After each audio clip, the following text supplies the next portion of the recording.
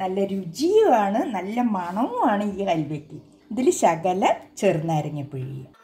അപ്പൊ ഇതാണ് മാജിക് അല്ലേ? അതെ അതെ, സയൻസ് മാജിക്. അതെ. ആ വയലറ്റ് കളർ ചെമ്പരത്തിയുടെ എസൻസ് ചെറുനാരങ്ങ ഒഴിക്കുമ്പോ റെഡ് കളറായിട്ട് മാറി. ഇത് നോക്ക്, എന്തൊരു ഭംഗിയാണ്, പറഞ്ഞറിയിക്കാൻ പറ്റില്ല. എന്റെ അമ്മേ.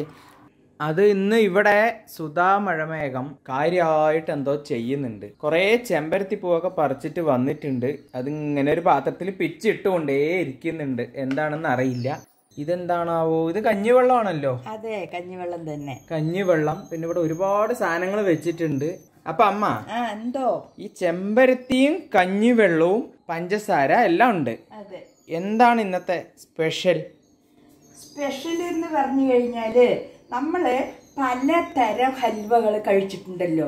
കോഴിക്കോട് ഹൽവ പറഞ്ഞാൽ പല കളറിലും പല രുചിയിലും പല തരത്തിൽ നമ്മൾ കഴിച്ചിട്ടുണ്ട്. പക്ഷെ അതിലൊക്കെ കളറ് വന്നിട്ട് നമ്മൾ അതിൻ്റെതായ പല കളർ പൗഡറുകളൊക്കെ ഇട്ട് കൊടുക്കാറുണ്ട്. നമ്മളിവിടെ എന്താ ചെയ്യണമെന്ന് പറഞ്ഞാല് ഈ ചെമ്പരത്തി പൂവിൽ നിന്ന് കളർ എടുത്തിട്ടാണ് നമ്മൾ ഹൽവ ഉണ്ടാക്കാൻ പോണത്. കഞ്ഞിവെള്ളത്തില് ചെമ്പരത്തി പൂവിന്റെ എസൻസ് ഒഴിച്ചിട്ടുള്ള ഹൽവ. അപ്പൊ നമ്മൾക്ക് അത് എങ്ങനെയാ ചെയ്യണമെന്ന്, എന്തൊക്കെയാ വേണ്ടതെന്നും നമ്മൾക്ക് നോക്കാം. ചെമ്പരത്തിപ്പൂവിൻ്റെ ഇതളുകളെല്ലാം അങ്ങനെ പറിച്ചെടുത്ത ശേഷം നമ്മൾക്ക് തിളച്ച വെള്ളം ഇതിൽ ഒഴിച്ചു കൊടുക്കണം. അപ്പം എന്താണ് ഉണ്ടാവുക എന്ന് വെച്ച് കഴിഞ്ഞാൽ ഇതിൻ്റെ കളർ മുഴുവൻ ആ തിളച്ച വെള്ളത്തിൽ ഇറങ്ങും. അതുകൊണ്ടാണ് നമ്മൾ ഈ ഹൽവ ഉണ്ടാക്കാൻ പോണത്. ഞാനത് എങ്ങനെയാണെന്ന് കാണിച്ചു തരാം കേട്ടോ. ഈ വെള്ളം തിളയ്ക്കണ ഗ്യാപ്പിൽ നമ്മൾക്ക് ഈ ഹൽവയ്ക്ക് എന്തൊക്കെ ആവശ്യമുള്ളതെന്ന് നോക്കണ്ടേ? വരൂ, കാണിച്ചു തരാം. നമ്മൾക്ക് ആദ്യം തന്നെ ആവശ്യമുള്ളത് കഞ്ഞിവെള്ളമാണ്. ഇതാ കണ്ടില്ലേ, ഈ കട്ടിയിലുള്ള കഞ്ഞിവെള്ളമാണ് ആവശ്യം. പിന്നെ നമ്മൾക്ക് അടുത്തതായി ആവശ്യമുള്ളത് പഞ്ചസാര.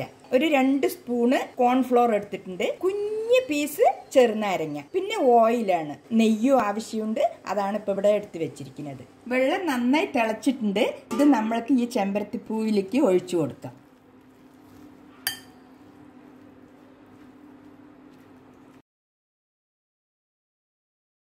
അപ്പം നമ്മളിപ്പോൾ തിളച്ച വെള്ളം ഒഴിച്ചത് കുറച്ച് ഒഴിച്ചാൽ മതി. ഇത്രയും ആവശ്യമുള്ളൂ. ഇതാ ചൂട് തട്ടുമ്പോഴേക്ക് കണ്ടില്ലേ, നല്ല കളറൊക്കെ വന്നിരിക്കണം. നോക്കൂ, നല്ല വയലറ്റ് കളറും നല്ല ഭംഗിയുള്ള കളറാണിതാ. ഇതിനി നമുക്ക് റെഡ് കളർ ആക്കണ്ടേ? അതെ, ആക്കണം. അപ്പൊ ആ ടെക്നിക്ക് ഒന്ന് ചെയ്തോളൂ. ചെയ്യാം. നമുക്ക് ഈ ചെമ്പരത്തി പൂവിൻ്റെ ഇതളുകളൊക്കെ ഒന്ന് മാറ്റിയെടുക്കുക. എത്ര പെട്ടെന്നാണ് കണ്ടില്ലേ കളർ എടുക്കാൻ. നല്ല സൗകര്യമാണ്, നല്ല രുചിയുമാണ്, നല്ല മണവുമാണ് ഈ ഹൽവയ്ക്ക്. ഇതിൽ ശകല ചെറുനാരങ്ങ പിഴിയുക. അപ്പൊ ഇതാണ് മാജിക് അല്ലേ? അതെ അതെ, സയൻസ് മാജിക്. അതെ. ആ വയലറ്റ് കളർ ചെമ്പരത്തിയുടെ എസൻസ് ചെറുനാരങ്ങ ഒഴിക്കുമ്പോ റെഡ് കളറായിട്ട് മാറി. ഇത് നോക്ക്, എന്തൊരു ഭംഗിയാണ്, പറഞ്ഞറിയിക്കാൻ പറ്റില്ല. എന്റെ അമ്മേ, നല്ല മണമാണല്ലോ. അതെ, നല്ല മണവുമാണ്, രുചിയും ഉണ്ടാകും. നമ്മൾ പണ്ട് ചെമ്പരത്തി ജ്യൂസ് ഉണ്ടാക്കിയ വീഡിയോ ഓർമ്മയില്ലേ? അത് നല്ല വൈറലായിരുന്നു ഫ്രണ്ട്സ്. ഞാൻ ഈ വീഡിയോയുടെ അവസാനം അതിന്റെ ലിങ്കും കൂടി ഇടാം കേട്ടോ. ഓക്കെ, നമുക്ക് ബാക്കിയുള്ള കാര്യങ്ങൾ നോക്കിയാലോ? നോക്കാം. നമ്മൾക്ക് ആദ്യം തന്നെ ഈ കോൺഫ്ലോർ ഒന്ന് കഞ്ഞിവെള്ളത്തിലൊന്ന് നന്നായിട്ട് ഉടച്ച് എടുക്കാം. ഇത് നന്നായി മിക്സ് ചെയ്യണമല്ലേ അമ്മ? അതെ, നന്നായി മിക്സ് ചെയ്യണം. അപ്പോഴേ ഹൽവ നന്നായിട്ട് ജെല്ലി പോലെ ഉണ്ടാവുള്ളൂ. നല്ല വൃത്തിക്ക് വരികയും ചെയ്യും. അത് സൂപ്പർ.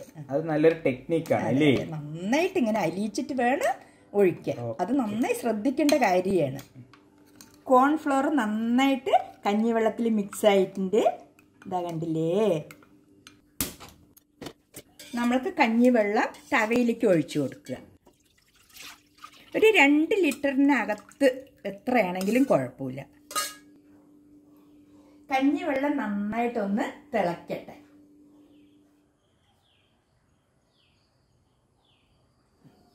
കഞ്ഞിവെള്ളം നന്നായി തിളച്ചിട്ടുണ്ട്.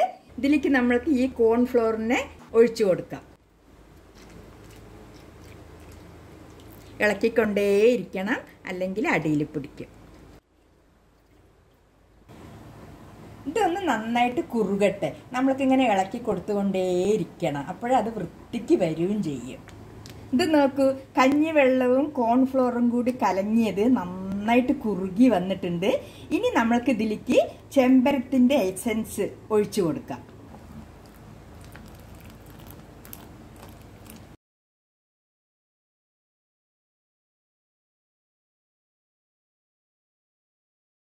ചെമ്പരത്തിൻ്റെ കളർ ഒഴിച്ചപ്പോഴില്ലേ ഈ കഞ്ഞിവെള്ളവും ആ കളറും കൂടെ നന്നായിട്ടൊരു ലൈറ്റ് കളറായിട്ട് വന്നിട്ടുണ്ട്, കണ്ടില്ലേ?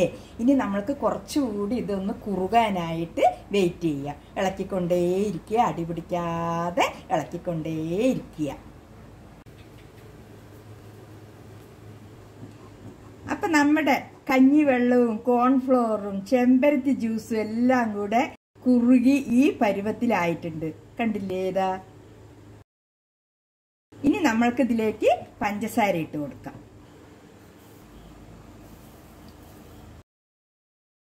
ഇനി നമ്മൾക്ക് ഈ പഞ്ചസാരയൊക്കെ നന്നായിട്ട് ഒന്ന് അലിഞ്ഞ് കുറുകി വരണം. അപ്പം കുറച്ചുകൂടി നമ്മൾക്ക് വെയിറ്റ് ചെയ്യാം. ഇളക്കിക്കൊണ്ടേയിരിക്കുക, അടിപിടിക്കാതെ വൃത്തിക്ക് ഇളക്കിക്കൊണ്ടിരുന്നാൽ അത് വൃത്തിക്ക് വരികയും ചെയ്യും.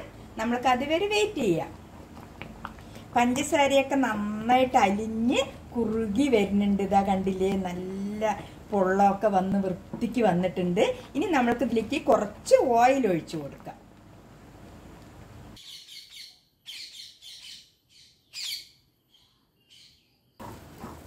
അപ്പം നമ്മുടെ കഞ്ഞിവെള്ള ഹൽവ കറക്റ്റായി വരുന്നുണ്ട്. ഇതാ കണ്ടില്ലേ? ഈ തവയിൽ നിന്ന് ഇങ്ങനെ ഉരുണ്ട് വേറിട്ട് വരുന്ന കണ്ടില്ലേ? ഇതാ ഇങ്ങനെ വരണം. ഇനി ഒരു മിനിറ്റ് കൂടെ നമുക്കിങ്ങനെ ഒന്ന് സെറ്റാക്കിയിട്ട് നെയ്യ് തേച്ച പാത്രത്തിലേക്ക് നമുക്ക് ഒഴിച്ചു കൊടുക്കാം.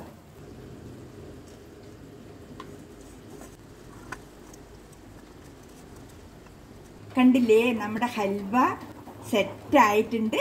നമ്മൾക്കിതിനെ ബൗളിലേക്ക് ഒഴിച്ചു കൊടുക്കാം.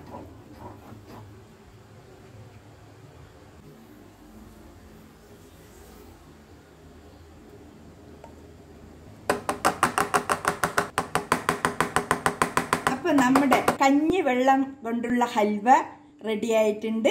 ഇത് നമ്മൾക്ക് സ്പൂണ് കൊണ്ടും കഴിക്കാം. ബൗളിലിട്ടിട്ട് നമുക്ക് സ്പൂണ് കൊണ്ട് ഉപയോഗിക്കാം. നന്നായി ആറിയ ശേഷം മുറിച്ച് കഴിഞ്ഞാൽ കഷ്ണങ്ങളായിട്ടും ഉപയോഗിക്കാം. അപ്പം നിങ്ങളെല്ലാവരും ഇത് ട്രൈ ചെയ്ത് നോക്കുക. കഞ്ഞിവെള്ളം ഒരു പ്രാവശ്യമെങ്കിലും കഞ്ഞിവെള്ളം കൊണ്ട് നിങ്ങളിത് ചെയ്ത് നോക്കൂ. എന്നിട്ട് അഭിപ്രായങ്ങളൊക്കെ പറയൂ. ഇവിടെ എല്ലാം സിമ്പിളാണ്.